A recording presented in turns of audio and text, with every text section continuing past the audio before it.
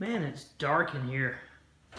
Wouldn't it be nice if we had a light that would come on when we open the door? Well, today we're going to work on that and install a occupancy sensor switch that will turn the lights on as soon as you walk through the door. Welcome to Construction Talks. So the first thing you're going to need to do is flip the breaker to turn off the power to the light switch. But since it's pretty dark in the garage, you might want to open the garage door.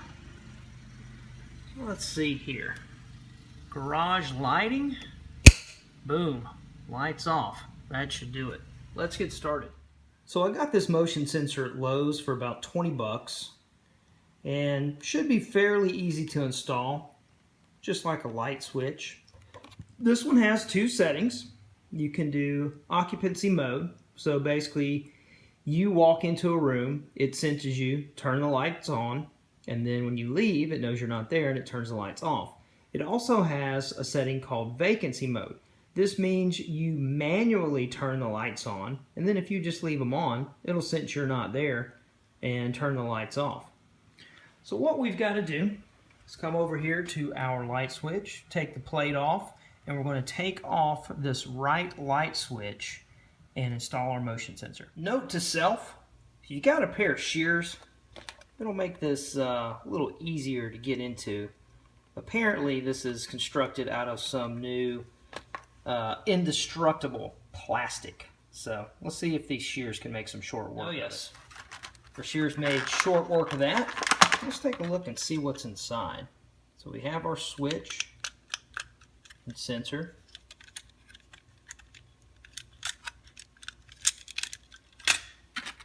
Got some wire nuts.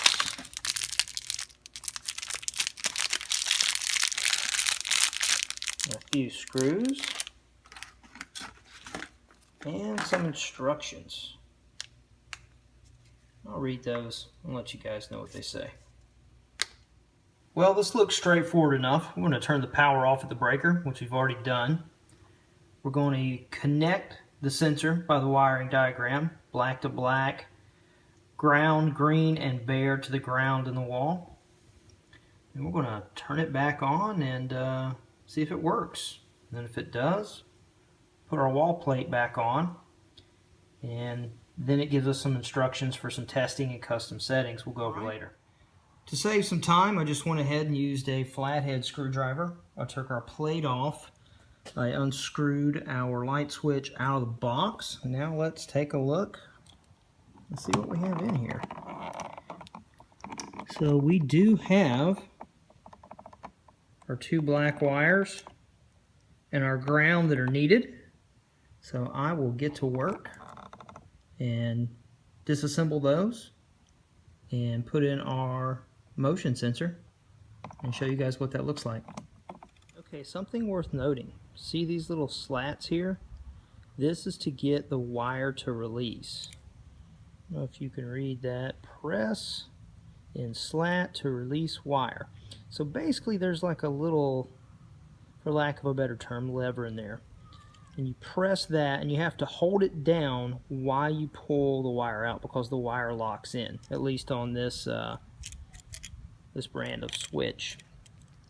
But I used a teeny tiny little eyeglass screwdriver and got in there and released it. But if you start tugging on it and you're fighting it, look for those little slats. It might have a lock that you have to press in and release to get this thing to come out.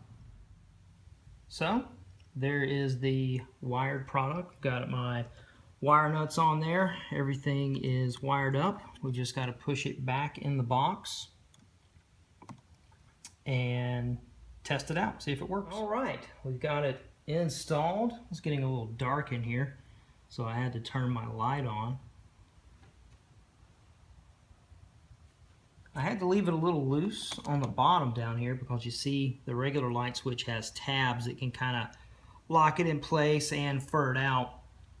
This does not have that, so we're just going to have to rely on the plate to kind of keep it in place down at the bottom. We don't want to tighten it too much because then it'll pull into the wall. Well, let's go over here and flip our power back on and hope that we don't see any sparks. All right, well, we've got light. So,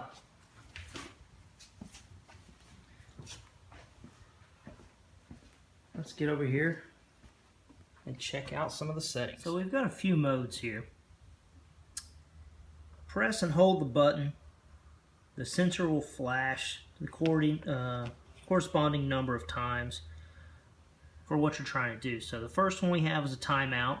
So I'm going to set my timeout to 5 minutes, which I think is the default. Then you have a sensor mode where you press this little button over here beside, so you can set that. I'm going to set mine to the auto on and auto off mode. And then you have some advanced settings where you've got motion sensitivity. It's set to high, so I'm just going to leave it there. So actually, I don't really think I have to set anything. It looks like all of the settings are what I want. 5 minutes, auto on, auto off, and motion sensitivity high. This particular switch and motion sensor has a 180-degree field of vision. So even though I've got some obstructions, I should say, in the way, it still should be able to read what's going on. So I'm going to give it a try and see if it works before I close everything up. All right, let's see how my handiwork panned out. Just for effect, I'm going to turn the light off here. See what happens when I open the door. Boom. How about that? Come out in the garage in the pitch black and let there be light. Let's get this plate put on and closed up, and I'll show you guys what it looks like when it's done. All right, got the plate back on. It's in a little deeper on the bottom, but hey, with what we've got, that's the best we can do. Notice how all of the screws are lined up vertically. My father's an electrician. He's a stickler about that, so impress your friends. Make all the screws line up vertically. So there we have it. We now have a motion sensor in our garage, so it's not pitch black in here with the garage door closed. And you can always press the button here if you want to turn the lights off. So thanks for tuning in, and hope to see you on another Construction Talks. Good night. So for my next video, I've got an office here with pocket doors, but when you walk in, as you can see, it's pretty dark. You've got to make a hard swing to the right and go all the way over to the corner before you hit the light switch. So I'm thinking this is going to be another motion sensor video, because for those who aren't familiar with pocket doors, the door actually slides into the wall.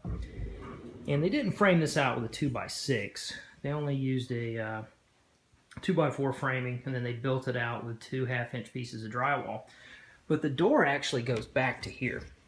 So you can't mount your switch like you normally would, because it would interfere with the door and hit the door. So I'm going to put another motion sensor switch in right there. This other switch is the fan. So I'll just leave it alone because I've got pull cords on the fan. So if I want to change those, I can. But that'll be my next video.